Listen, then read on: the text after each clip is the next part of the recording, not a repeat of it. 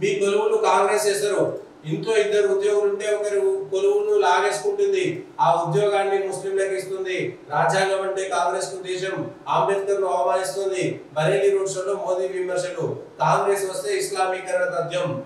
నిన్న దేశవ్యాప్తంగా ఇటు తెలంగాణలోను దేశవ్యాప్తంగా జరిగినటువంటి ర్యాలీలలో ముస్లింలు, ముస్లిం రిజర్వేషన్లు, హిందువులు, కాషాయ జెండాలు, పులిహోర తీర్థము, అక్షింతలు, అట్లనే దేశంలో ఎవరు ఉద్యోగాలు తీసేస్తారు, ఈ ఎన్నికల రాజ్యాంగాన్ని కాపాడుకోవడానికి అనేటువంటి అంశం పైన కూడా చర్చ జరిగింది.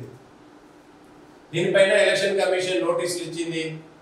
భారతీయ జనతా పార్టీకి, కాంగ్రెస్ కు ఇద్దరికి నోటీసులు ఇచ్చింది.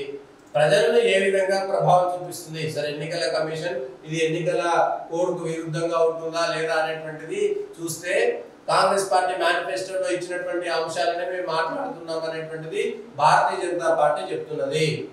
భారతీయ జనతా పార్టీ కాంగ్రెస్ ను హిందూ దేశీగా చాలా మేరకు చిత్రీకరించింది. ఇప్పటికీ అదే జనంలో నాటుకుపోయింది. ఇప్పుడు తెలంగాణలో జరుగుతున్నటువంటి దాంట్లో కూడా, ఎందుకంటే బీజేపీ మాట్లాడుతున్నటువంటి మాట, ఇవాళ తెలుగుదేశం బీఆర్ఎస్ పార్టీ కూడా అదే మాట మాట్లాడుతున్నది. బీఆర్ఎస్ పార్టీ కూడా మాట్లాడుతున్నటువంటి మాట